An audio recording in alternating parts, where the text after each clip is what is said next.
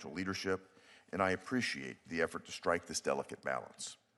This budget request proposes solutions to difficult questions that too often some of our predecessors have preferred to avoid. Rather than responding to constraints by simply requesting additional funding, this proposal reflects a focus on improving efficiency and making targeted decisions about where resources can have the greatest impact. Mr. Secretary, I appreciate your leadership and your ability to make tough decisions that save taxpayers money and shape a leaner, more efficient government without compromising the department's core mission. That's an important goal, and one I think most members share.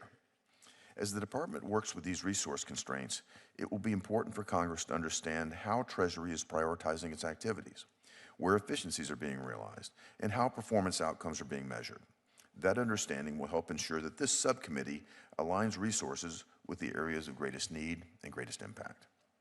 This budget request also reflects the consequential legislation Congress passed and the President signed into law last year, the Working Families Tax Cuts Act, which was an incredible victory for all hardworking Americans. Recent IRS data shows that tax refunds this year are substantially higher than years prior, putting more money back into the pockets of hardworking Americans. The Working Families Tax Cuts Act also made adjustments to how certain income is treated, including relief on items like tips and overtime, as well as expanded deductions for seniors and working families. These changes require Treasury and the IRS to create new guidance, to update systems, and to ensure that taxpayers can easily comply with these most welcome changes. In that vein, I was pleased to see that this budget request does not focus on maintaining the status quo. Rather, it addresses the department's responsibility to implement these major policy reforms, and it ensures that Treasury has the tools needed to carry them out efficiently. Beyond tax administration, this budget also reflects a broader effort to strengthen America's economic position globally. For far too long, unequal, non-reciprocal trade policies have handicapped American businesses, leading to persistent trade deficit and the erosion of our domestic industrial base. Decades of asymmetric policies have also undermined our nation's capacity to produce critical goods like ships and pharmaceuticals, and it's made us increasingly dependent on competitors like China. While Treasury's role in the intelligence community is rarely in focus, its unique capabilities help safeguard the integrity of the American financial system and ultimately strengthen America's military power. Treasury's responsibilities today extend well beyond traditional finance. I appreciate your work and look forward to continuing to partner with you to ensure that the department has the tools it needs to succeed. And I look forward to your testimony, Mr. Secretary. But before you begin your testimony, I now want to turn to my colleague, the ranking member of the subcommittee, Senator Jack Reed. Well, thank you very much, Mr. Chairman, and Mr. Secretary, thank you for joining us today. I look forward to your testimony, which comes at a moment where the world is in a great deal of turmoil, prompted in part by the administration's fiscal policy, its illegal tariffs, and its decision to go to war with Iran. While President Trump upends the economic apple cart, Americans are paying more at the pump and for other everyday necessities. At the start of the Iran war, gas prices averaged about $2.98 per gallon. Now Americans are forced to shell out over $4 a gallon at the pump. Inflation hit a nearly two-month high in March, while grocery and housing costs remain too high. The cost of living is simply not sustainable for the American people.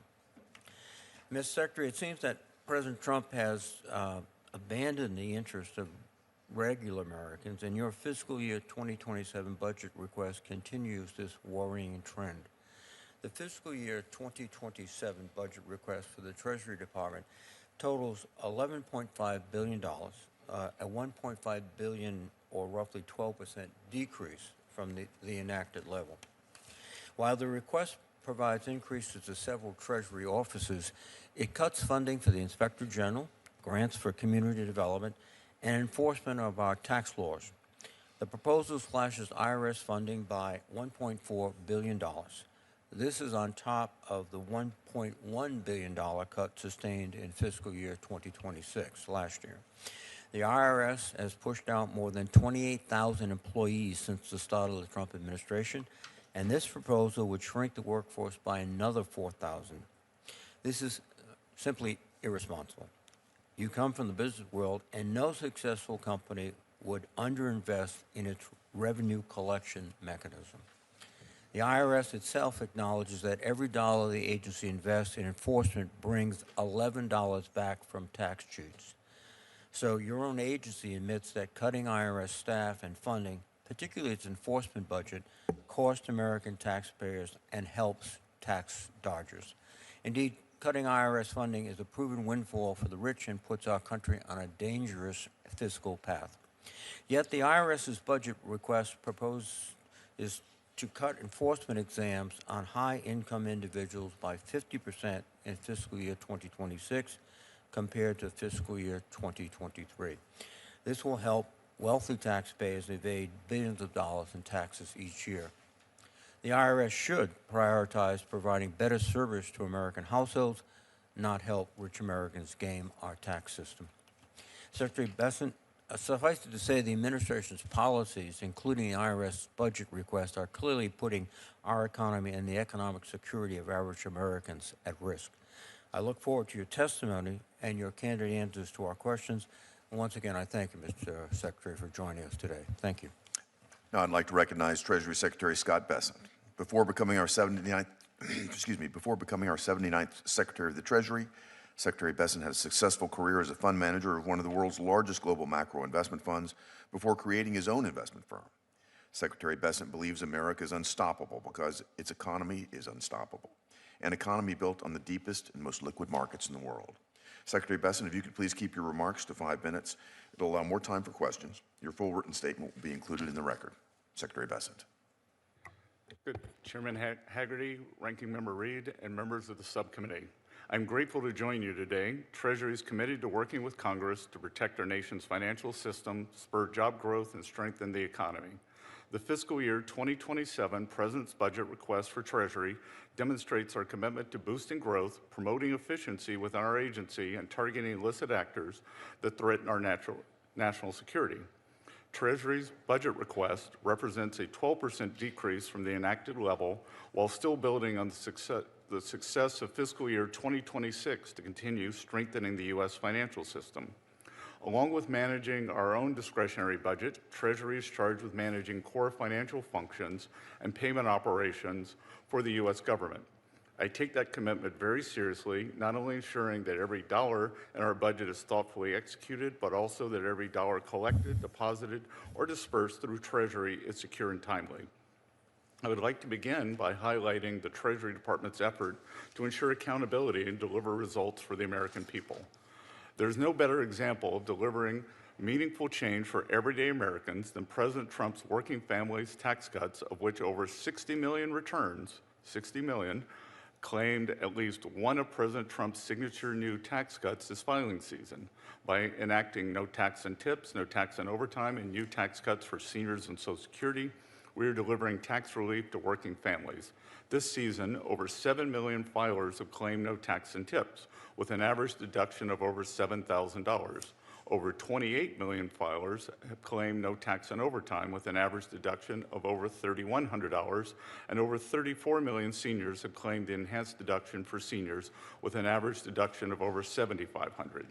The legislation not only delivered historic tax relief, but also began building long-term financial security for future generations through initiatives like Trump accounts, of which nearly 5.5 million accounts have been opened, with over 1.3 million children eligible for the $1,000 pilot program contribution. Trump accounts demonstrate this administration's pledge to invest in the workforce of tomorrow, giving them an ownership stake in the success of the nation. As you know, filing season ended on April 15th. I'm happy to report that new leadership at the IRS has resulted in improved business processes and an increased focus on meeting private industry benchmarks for customer service. Our increased focus on digital-first taxpayer experience has resulted in lower call volumes as taxpayers increasingly find the information they need online, and increased adoption of direct deposit, which will expedite the refunds for years to come. The budget request continues to streamline and modernize IRS operations, funding to encourage automation and technology investment, while ensuring taxpayers are met where they want to be by offering multiple service options. Although the request for IRS represents a modest decrease, we are still able to maintain current services and implement new initiatives aimed at improving customer experience and making tax compliance easier. We have introduced 2 new metrics for modernizing how IRS performance is measured, introducing a Systor service rate and enterprise service completion rate better aligns performance measurement with how people interact with the IRS today. Additionally, the budget request targets inefficiency and duplicative spending through reductions in areas that have been operationally ineffective. I want to ensure that every dollar of taxpayer funding supports mission-critical work. By making targeted reductions in specific areas, we can enhance investments in national security by bolstering critical cyber capabilities, sanctions, and combating illicit financial activity. Treasury's Office of Terrorism and Financial Intelligence is at the forefront of America's fight against foreign adversaries, and the additional funding would expand Treasury's ability to trace, detect, and sanction financial networks acting in bad faith. The request also includes a small investment to advance institutional expertise in digital assets, housing finance, global financial markets within Treasury's departmental offices.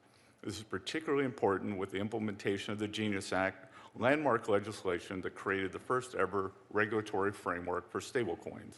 As I shared earlier, I'm committed to working together to continue building on the success of the last fiscal year and look forward to your questions.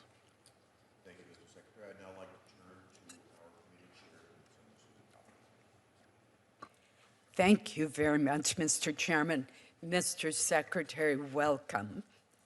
You mentioned just now in your testimony the importance of customer service and your efforts to improve it. Along with other members of the Maine delegation, I sent you a letter last month opposing the closures of 2 taxpayer assistance centers, one in Bangor, Maine, one in Augusta, Maine. The Presque Isle Center in northern Maine has already been closed for some time. These closures mean that someone from my hometown of Caribou, Maine, who needs in-person service faces a 10-hour plus round trip to the nearest taxpayer assistance center in Portland. That's the last remaining TAC in the entire state of Maine. That's just not reasonable, particularly when you consider that Maine has the oldest population by median age in the country. We have areas of the state where internet service is simply not available, and we have older adults who, even if it is available, may not have access to computers or to the skills that they need to use that method of getting help. And I will also mention that I met recently with the taxpayer advocate in the state of Maine, and he too expressed his concerns about what the closures of these centers would mean in terms of providing customer service. Has the IRS evaluated what the impact of closing down all of these taxpayer assistance centers, except the one in southern Maine, would be on people living in other parts of the state, particularly our older adults in rural areas? Good. Senator, thank you for your leadership on this and the entire Maine delegation. I have instructed the IRS to look into this, and we will be getting back to you. System-wide, only 10 centers were closed. I believe that one of the centers that was closed was already the unmanned, but we will get back to you, and we will remedy this 10-hour problem. So thank you for bringing it to our attention. We look forward to working with you. Thank you so much. It really is a problem given the size of our our state. I want to bring up another persistent problem in the state of Maine, and that is we have been the location for literally hundreds of illegal marijuana grow houses that are linked to transnational criminal organizations based in China.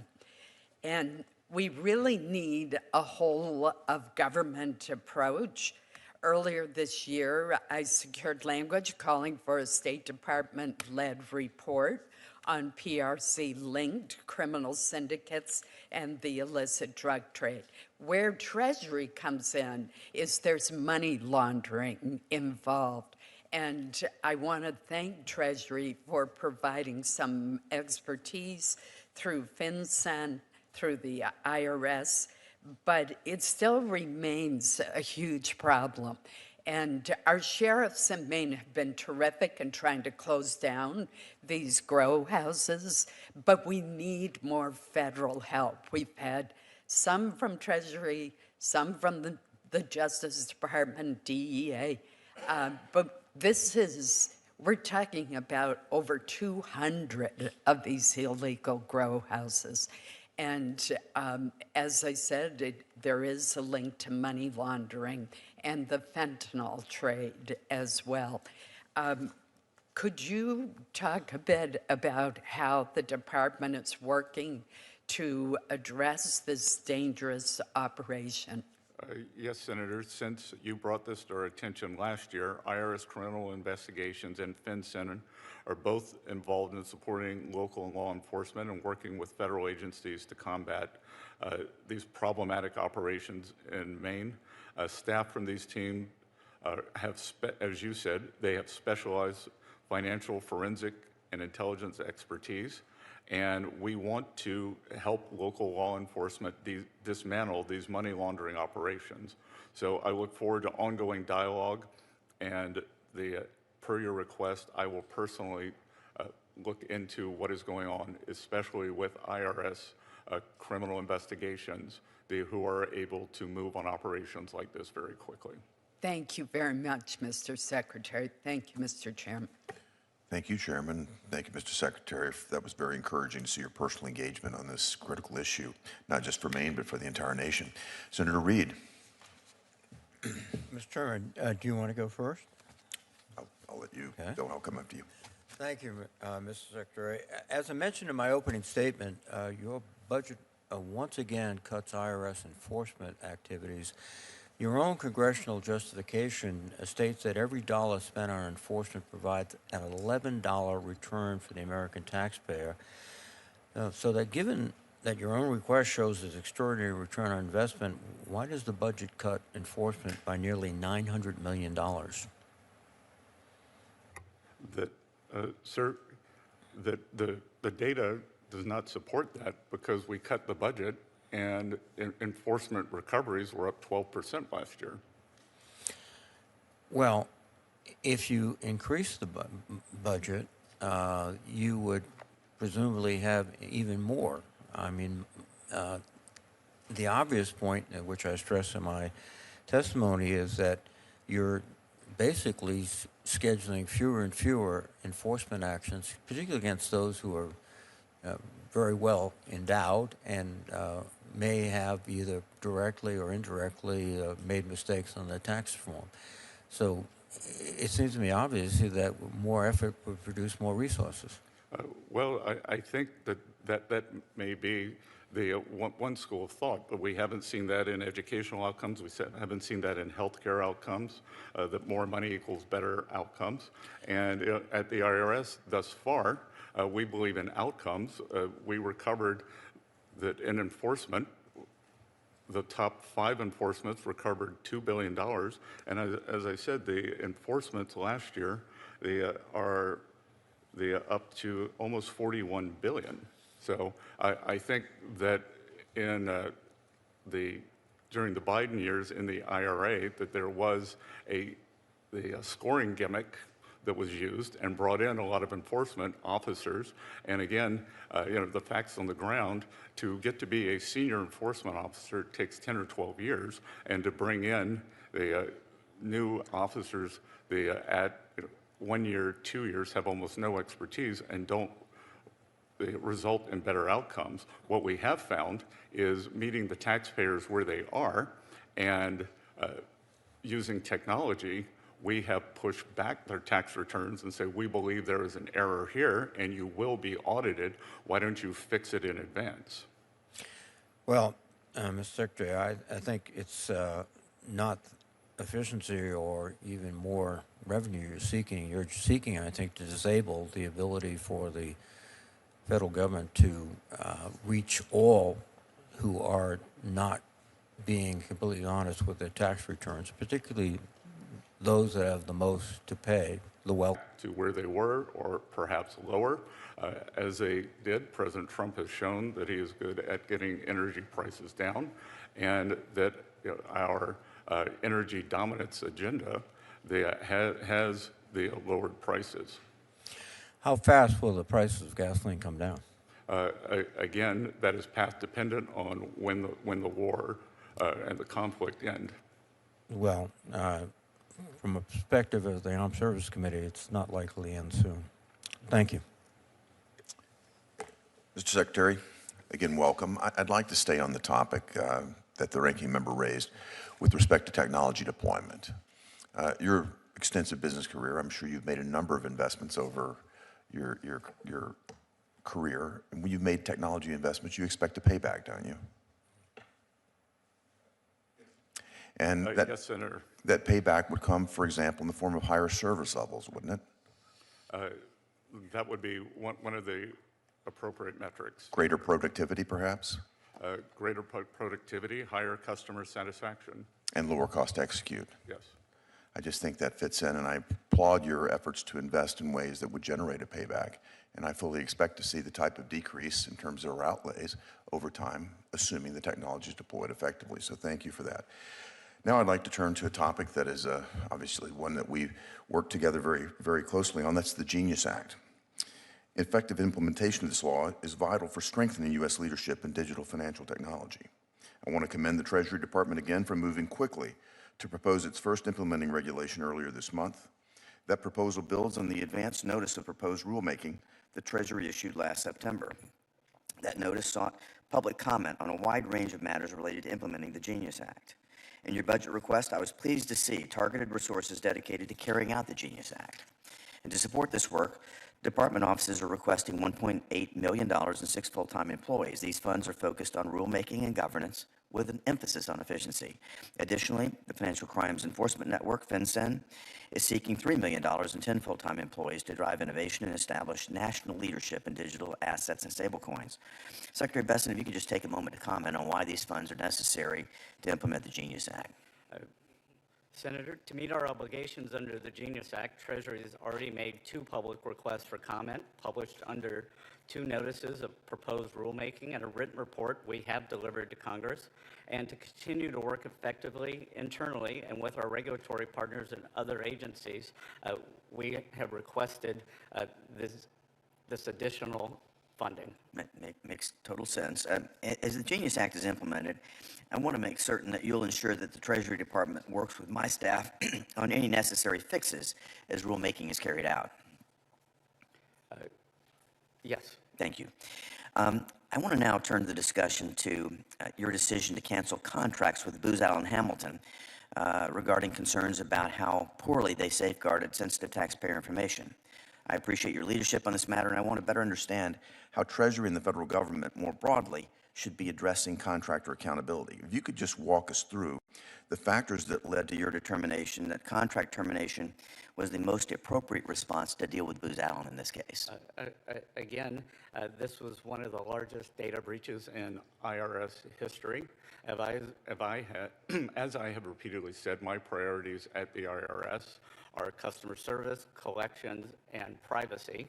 And this was an egregious attack on the privacy of the thousands of American taxpayers, many of whom this was presented as a leak of the very richest taxpayers, when in fact their employees' tax returns they were also leaked. And we think that the vetting process for this contractor who got into the IRS, I believe he went in with the determination this was premeditated, and his employer failed to screen them, and we no longer have confidence in that firm's ability to screen, vet, and deploy contractors within the IRS or indeed the entire Treasury Department. Well, I would absolutely agree with you. The cancellation of these contracts is wholly warranted. And given Booz Allen's role in facilitating politically motivated criminal acts, breaches of sensitive information, it's a disgrace. That firm obviously failed miserably. And if you think about it, this isn't the only time an employment of a government contractor has done something malicious, politically motivated, with the intent to weaponize the information that they have access to. And I think building on your leadership at Treasury, I'm going to continue to work with officials across the administration to ensure that adequate safeguards are in place to prevent this type of politically motivated breach of public trust. Further, we're going to have to ensure that outside contractors, as well as career personnel, are held accountable when they do violate the public trust or otherwise attack or undercut America's elected representatives. Now I'd like to turn to another topic, and that's the Working Families Tax Cuts Act and the refunds and the economic interest that have been promoted there. The act delivered on the president's commitment to put more money into the pockets of hardworking everyday Americans. It not only prevented the largest tax increase in our nation's history, it also delivered the largest tax cut on record. It advanced President Trump's agenda by removing taxes on tips, overtime, and Social Security benefits. Now, we're a week past the conclusion of the filing season. I just would like you to please share with us how the average refund for calendar year 2025 compares to the prior year and what that means for hardworking Americans. Well, the average refund, as we collate the final numbers, is up between 11 and 13%. We do not have the numbers now, but my inclination is going to be that those filers who use Schedule A, that their refunds would be up more than the average. And just to give you some numbers, Senator, this year we received over 155 million returns. Over 60 million filers use Schedule A for one of the president's 4 signature policies. You also, the deductibility of interest on auto loans for American-made cars. The average tax cut for filers benefiting from the signature tax cuts was $800. Over 7 million filers, no tax and tips, received an average deduction of over $7,000. No tax and overtime, over $3,100. Car interest loan deduction, $1,800, and the seniors deduction, $7,500. So, and importantly, we are now up to 98% of taxpayers who file electronically, and those who filed electronically, 90% of them received these refunds within 21 days. That's great news. Senator Coons. Thank you, Chairman Hagerty, Ranking Member Reed. Thank you, Secretary Bessent. I'll have 3 questions for you this morning about sanctions, CDFIs, and direct file. We're about 7 weeks into the war with Iran. And I wondered, Mr. Secretary, given that your department enforces sanctions, if you have a sense just how much Iran has gained through sanctions relief since the war began. I'll tell you, estimates are $14 billion. Now, President Trump's described the Obama-Iran deal as a disaster and a scandal because of the money Iran got, which was about $1.7 billion. I don't know how you describe $14 billion, but you don't have to read The Art of War to know that helping your adversaries gain money while you're at war is a terrible idea. And it's shocking to me that the countries currently profiting from the release of sanctions are our enemies. No country has profited more from this war than Russia. Oil and gas prices are up nearly 50% since February, and it'd be bad enough if Russia were just profiting from higher global oil prices. But your Treasury Department lifted sanctions on Russian oil, giving them an extra $150 million a day in revenue. And those funds are going not just to kill Ukrainians, but Russia's using its profits to support Iran with drones and intelligence to kill our troops. So, look, to summarize, I find it hard to believe that we are continuing to relieve sanctions pressure on Russia and Iran. I was encouraged when last week you said that the department would not extend the sanctions relief for Russia, yet the next day that was reversed. Can you give me any brief idea why it's a good idea to relieve sanctions on Iranian and Russian oil? Good. With pleasure, Senator. The $14 billion is a myth and unfortunately a DNC talking point that I've been subjected to many times. If anyone would like to show me where that $14 billion comes from. I look forward to an exchange of details on that, Mr. Secretary. We can exchange it in a very public forum. I'm not the DNC, I'm the senator from Delaware. Well, I on every talk show, and every senator seems to have Do you that disagree 14 that Iran has received significant additional revenue from their sales of oil because of sanctions I relief? couldn't disagree more. Okay. That Do you disagree that Russia has received significant additional revenue from the sanctions relief? I couldn't disagree more. Okay. Why did you relieve the sanctions against Russian and Iranian oil? Think of it this way, sir. There's the Strait of Hormuz. Familiar with it? There is oil to the left and to the right. There is to the right. The Treasury was able to, just as you are concerned about gasoline prices for the American consumer and for our Asian allies, as are we, Treasury was able to create the more than 250 million barrels on the water. And the way to think about this is, as I came in today, the oil prices are at $100. If we had not done that sanctions relief, they might have been at $150 because the world became very well supplied. So if Russia was selling their oil at a 20% discount, I can tell you that 100% of 100 is less than 80% of 150, and the American consumer has been better off. Well, we also, look, the folks in Delaware are buying $4 a gallon gas today. I don't see that we've seen a significant reduction in the price at the pump or the price on the world markets, but I have two more questions I want to get to, and I look forward to disputing with you the details. Okay. I believe that Russia and Iran have benefited from the release of sanctions, and when you said we're not going to extend sanctions relief and then we're reversed, I was deeply disheartened because we shouldn't be funding Putin's war machine. I would like to tell you that was as a result. Last week was Bank Week, World Bank, and IMF Week, and on Wednesday, it was my belief we would not do it. I was approached by more than 10 of the most vulnerable and poorest countries in terms of energy, and they asked us to extend that sanction, and it's only for 30 days.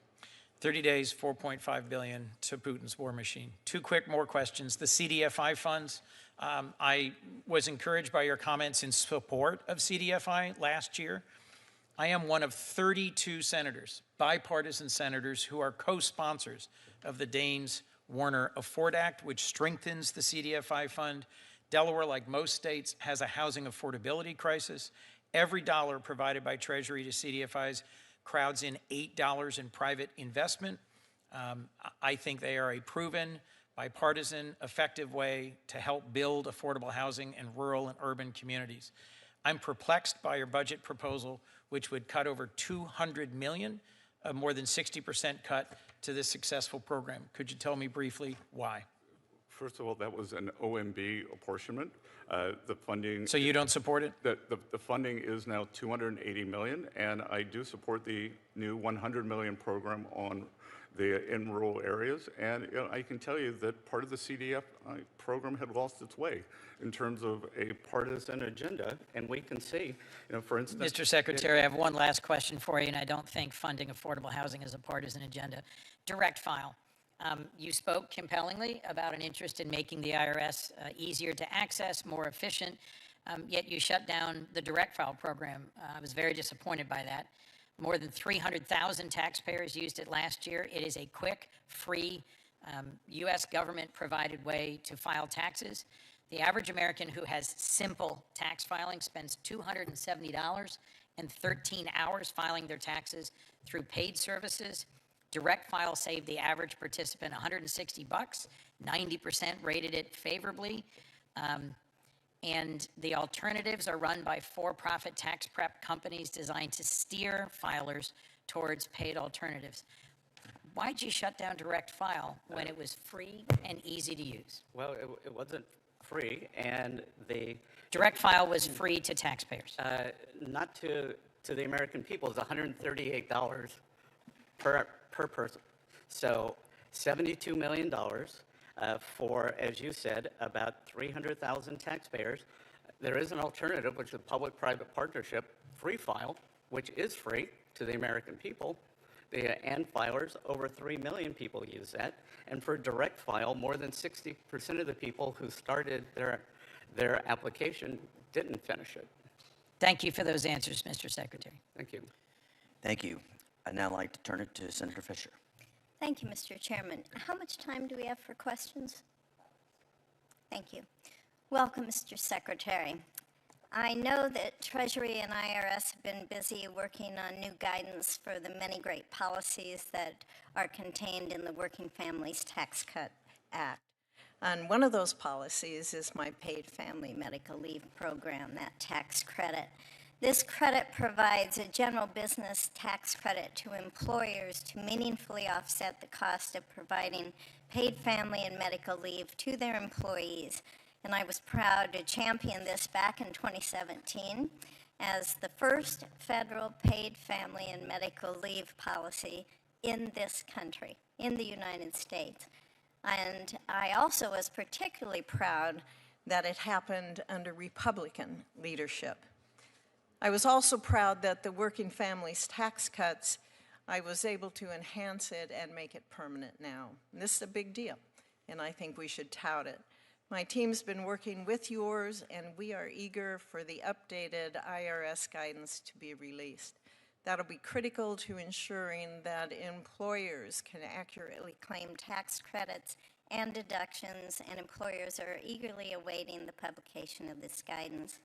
Mr. Secretary, do you have an estimate on when this guidance will be published, and can you work to ensure it is prioritized to expand access to paid family and medical leave for American workers? Senator, thank you for your leadership on this fantastic program, and it's an important part of the Working Families Tax Cut. So issuing the guidance to implement the Section 45S, the paid family medical leave credit, is a Treasury and administrative priority. As you mentioned, our Office of Tax Policy have worked very well with your staff on outstanding Section 45S issues. We've also met with the various stakeholders, and we are working diligently and hope to issue guidance early this summer. Thank you. I know our teams have been in touch with each other, and I'd like to have a meeting, if we could, as soon as possible on that. Do you think our teams can work to get something set up on that? With pleasure. Thank you, sir. I recognize the department's budget request. It decreases funding for the Community Development Financial Institutions, the CDFI fund that's there. And I want to take a moment to point out the good work that the 11 CDFIs in my state do in investing in those rural communities in the vastness of the state of Nebraska. The institutions, they take on the risk to serve those who are otherwise often overlooked or cannot be served by bigger financial institutions. They're sustaining daycares in small communities of just over 300 people. They're keeping retail stores in rural downtowns, initiating new businesses on the Winnebago and the Omaha reservations in northeast Nebraska, and they're supporting efforts to increase that rural housing developments, which is so needed. Last year, Treasury certified CDFI's programs were statutory, and earlier this month announced plans for new program rules to ensure compliance with federal law. Can you talk about your plan for CDFI moving forward? Sure. So again, we want to make sure that it is doing what it is designed and not loaded with a partisan wish list. We also want to make sure that the CDFI program is free of waste, fraud, and abuse. There's a CDFI tricolor, which has been a very turned out it was fraud, auto lending to minority communities, so we want to avoid that. And I think what will be very engaging for the people in Nebraska will be the new $100 million that has been allocated for rural areas. I appreciate your focus on that because many times these rural communities are left out. And so I appreciate that focus and your acknowledgement of that, sir. Thank you. Senator, I'm from a rural community, so I appreciate I know it. that. You have a good understanding of what's involved.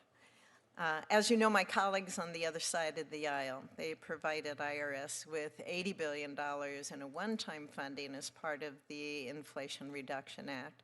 However, since then, Congress has agreed on a bipartisan basis to rescind over half of those funds, most recently in January with the enactment of the FY26 appropriations bills. Your budget request notes that the IRS expects to exhaust the IRA funding in FY28. Can you talk about the department's plans for transitioning back to a place where the IRS is budgeting and relying on the regular appropriations process rather than through this one-time, really massive infusion of funds? It was really a scoring gimmick for the misnamed IRA. It was the Inflation Acceleration Act, and we are bringing it down. A large part of it we have found was in the data processing system, which is $50 billion. The upgrade is $50 billion over budget. So using common sense, lowering the number of outside contractors, and refocusing the efforts, we now have the data processing under control. About $2 billion of the reduction is in that area. So we think it is going to be more efficient. We are meeting the taxpayers where they are, and the online inquiries, they are up 60% this year. Thank you for your work on that. Thank you, Mr. Chairman. Senator Van Hollen. Thank you, Mr. Chairman. Mr. Secretary, I wanted to ask you a little bit about your recent conversations with folks in the government of the UAE. As I'm sure you probably know, President Trump and his family have done a very brisk business with the UAE over the last few years. There was the $500 million that Sheikh Tahnoon, the UAE's national security advisor and brother of the president, invested in World Liberty Financial, which is the Trump family crypto venture, right before the president's inauguration. There was the $2 billion in World Liberty's stablecoin that Sheikh Tahnoon used to invest in Binance, a deal that effectively handed World Liberty $2 billion in cash at the same time that the United States government relaxed our export controls on high-end AI and chips to UAE companies. And now, I understand that the UAE is looking for a swap line. The war in Iran has already cost us dearly. In my view, it's been a huge mistake, made us less safe and a lot worse off. In addition to lives lost, we're talking about over $1 billion a day in taxpayer money. We're talking about higher gas prices, higher prices overall. And now we understand that the UAE is asking you to provide them a swap line through the Exchange Stabilization Fund. Mr. Secretary, can you talk about this request and whether or not you expect to support it? Senator, I would dispute much of what you earlier said and any linkages to this swap line. Many of our Gulf allies have requested swap lines. You would have just read about the UAE, and swap lines, whether it's from the Federal Reserve or the Treasury, are to maintain order in the dollar funding markets and to prevent the sale of the U.S. assets in a disorderly way. So the swap line would both benefit the UAE and the U.S., and as I said, numerous other countries, including some of our Asian allies, have also requested them. Mr. Secretary, you said you disputed some of the facts that I presented. Do you dispute the fact that Sheikh Tahnoon, through his company, invested $500 million in World Liberty Financial just before the president was inaugurated? No, you contest that. I'm unaware of that. You're not aware of that? I'm not aware of that. Okay. I dispute your linkages. Are you aware of the other transaction I mentioned? That essentially I am the not. $2 billion. Seriously? I'm not. I mean, it's been so widely reported, Mr. Secretary, and been the subject of lots of questions. In fact, I believe I've asked you about this in the past. Let me go back to the issue of how funds are being used at the IRS, because part of the purpose for providing the IRS with some additional funds was specifically to go after very high-end individuals, taxpayers who are not paying their taxes, not paying what is due to the good of the country. And as a result of that, according to CBO, we're actually going to see deficits go up. So deadbeat rich people will get away not paying their taxes, deficits go up. But the direct file was intended to give sort of working people a little bit of relief, and it did save on average $160 and got very good reviews in terms of people's experience with it. It does go to the larger question of the IRS, which has lost 27,000 employees through actions such as RIFs, the Deferred Resignation Program, and early retirement. 27,000 employees left because of those actions, right? Yes, sir, which there was quite a bit of bloat during the Biden years. Really? So we were just getting back to a more normalized level. So, Mr. Secretary, you had to hire a lot of those people back, right? We hired some people back in specific areas, not a lot of those, sir. Yeah. But how much did it cost to both first let people go and then go back and have to rehire a bunch of them? Again, it was not a bunch of them, and we have made very large gains in technology. Are you aware of the fact that the Treasury Inspector General for Tax Administration released a report in January showing how the IRS service delivery has declined because of these changes? Have you seen that? What I have seen, Senator, is that the Democrats said that the filing system was going to be a disaster. It's been a home run. And what you are nitpicking me on now is the difference between answering a call in 6 minutes and 9 minutes. Hey, yeah. And, sir, let me tell you the way the calls used to work. That the IRS under the Biden administration would answer the call and a taxpayer in 6 minutes, and a taxpayer would be on hold for 20 or 30 minutes.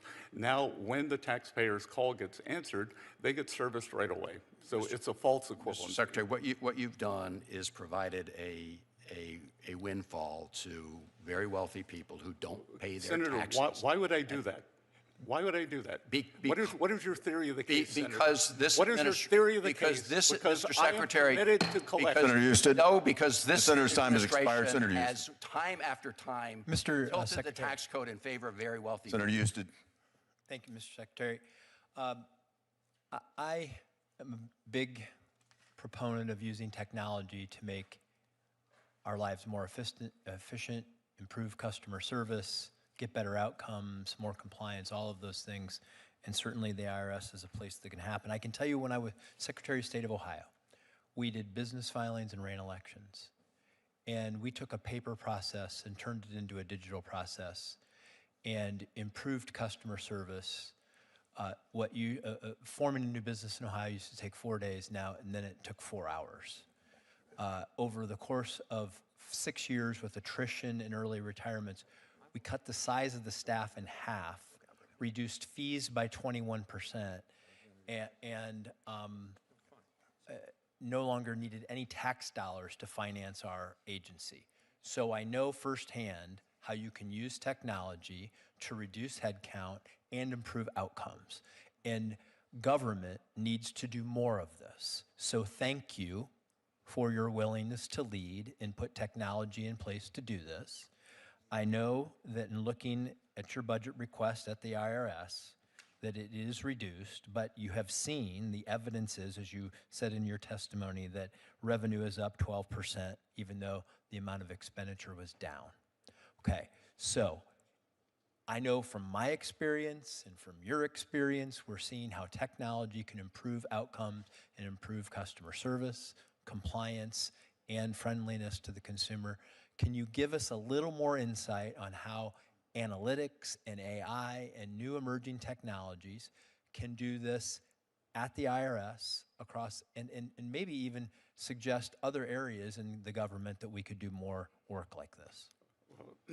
We only have 5 minutes in terms of the other areas of the government. And Senator, I want to congratulate you because much of what you did in Iowa, I think Iowa is kind of a sleeper state. Ohio. It's Ohio, but we're just one of those Sorry, Midwestern Ohio, states. in Ohio, but the Ohio too is a sleeper state in terms of the manufacturing that is growing there. And what we are doing at the IRS is turning it into a digital-first agency. 98% of the returns will be filed online now, up from 97, and the efficiency there is vast. Paper processing costs have gone from 45 million to 20 million, and we're phasing in more electronic payments for faster, more secure electronic payments. As I told the senator from Maryland, the other thing that we are doing is that we actually, using electronic filing, can go back to a taxpayer and say that you will likely be audited if you submit this tax return. Would you like to redo it in advance? And it comes back in a much more satisfactory status and prevents an audit, increases revenues. And as you brought up, the enforcement actions are up 12% this year, over $40 billion. And the top 5 enforcements resulted in more than $2 billion. Nobody wants somebody to cheat on taxes. Everybody wants to have a better experience with the IRS. These technologies seemingly are accomplishing that. Do you think that we're at just the beginning of this? How much more efficiency can we get? Sir, I think that $50 billion has gone down the drain in terms of overspending in technology. At the IRS, the upgrade program has been going on since the 90s. I think we finally have a handle on it.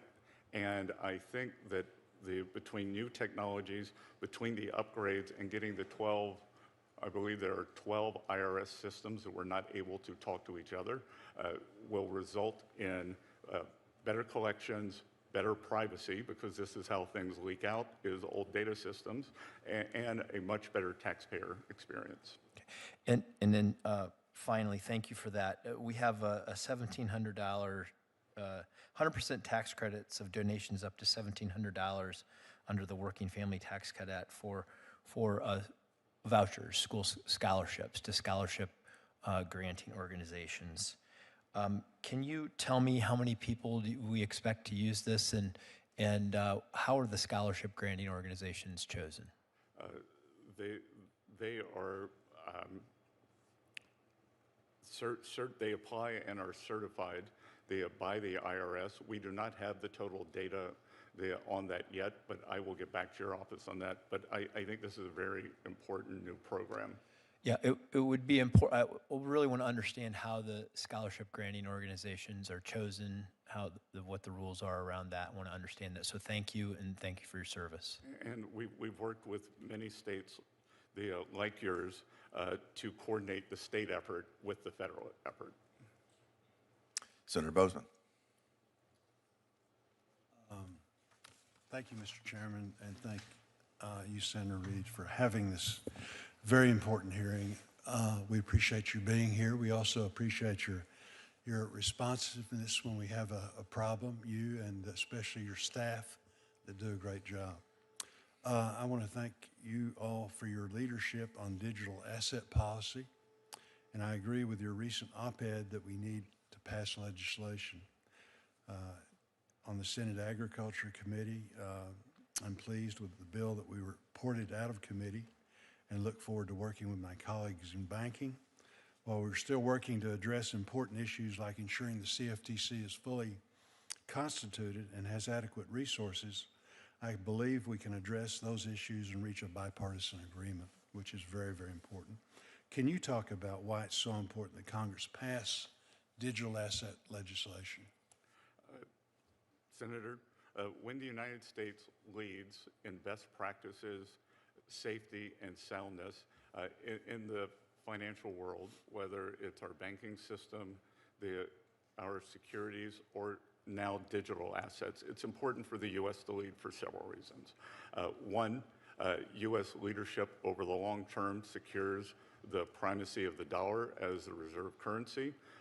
Two, our best practices will emanate to the rest of the world, because what had happened is digital assets were in dark, unregulated places, and they will come into the U.S., and we will be able to use our anti-money laundering and the KYC and have a much better handle on digital assets, both for payments, and I think this is going to be a very important payment rail.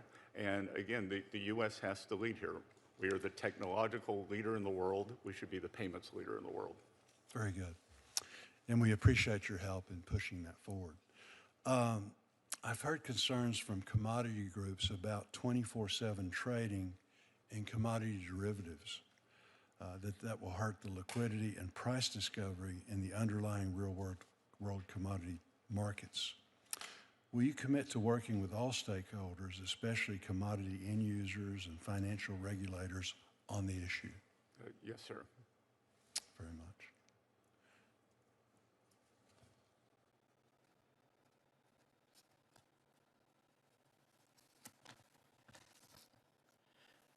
I also want to talk about designation of clearinghouses as systemically important financial market utilities, SIFMUs. As you know, SIFMUs have access to Fed deposit accounts, which gives protections for margin money collected from farmers and hedgers. However, not all clearinghouses are designated as SIFMUs, as the Federal Reserve has been looking at new ways to provide access to deposit accounts to non-bank firms. Will you work with the Fed to look at whether the needs of non-designated clearinghouses might be considered? Yes, sir, with pleasure, because I think it's very important that the integrity of these clearinghouses be maintained. Very good. That's all I have. Thank you all very, very much. I want to thank you, Mr. Secretary, for appearing before the subcommittee. We appreciate your time, your attention. Members will have 1 week to submit their questions for the record. Mr. Secretary, we'd appreciate if the department could answer those questions as promptly as possible. The subcommittee meeting is adjourned.